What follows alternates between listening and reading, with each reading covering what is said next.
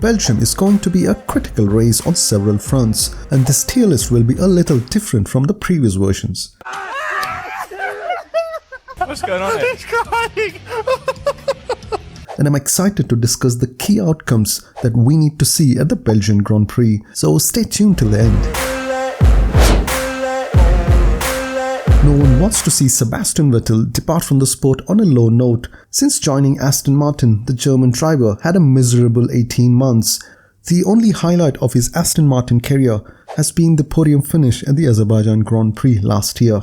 This year, the Austrian Grand Prix, Vettel ended up P17 and a lap down after being spun by Pierre Gasly at turn 4. Vettel isn't driving a competitive car, and in all probability the car won't be finishing on podiums regularly in the next season as well. Additionally, all the top teams are full and won't be looking to sign a 35-year-old driver who is nearing the end of his career. So there's no point in driving around at the back of the field, which eventually led to his decision to retire. Over the past 15 years, Vettel has played a significant role in the sport, and his absence will be felt. How wonderful it would be to see him finish in the top 10 in as many races for the rest of the season.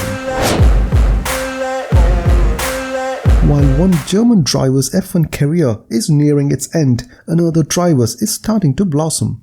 Mick Schumacher has made some progress this year, but if he wants a chance to drive for a top team, he must translate his occasional strong performances into consistent results. After teammates Kevin Magnussen's initial domination, Schumacher gradually began to impress. We will have to wait and see how he does at the Belgian Grand Prix.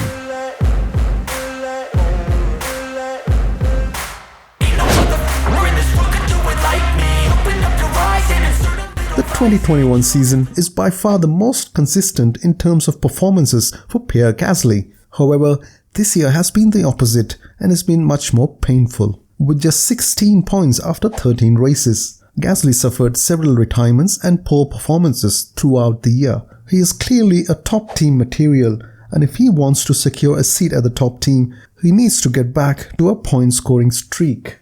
Along with rumors that Mercedes is interested, Gasly has been connected to Daniel Ricciardo's seat at McLaren. When Sergio Perez's contract expires, he could also emerge as a clear choice for his replacement at Red Bull. It's almost certain that the relationship between Daniel Ricciardo and McLaren will come to an end by the end of the current season. Daniel's just not comfortable yet with the car. We're trying everything we can. Again, it was a disappointing weekend. It's short of kind of Monza and a few races. It's generally not kind of met his or our expectations as far as what we were expecting. The partnership has generally been unfulfilling after they joined forces in 2021. Lando Norris has consistently outqualified and outraced Ricciardo throughout their time as teammates, and he currently holds 4 times as many championship points as Ricciardo. That big smile of Ricciardo would be great to see at Belgium, so I'm hoping he could end up with a strong result. While Valtteri Bottas kickstarted the season in a spectacular style with a string of points, which put him safely in the top 10 in the Drivers' Championship, we even saw him racing in the top 5 on some occasions. But he had a string of bad results in the recent times. So now let's check out the top 5. Mercedes has shown some strong performances recently, and both their drivers could be among the top 5.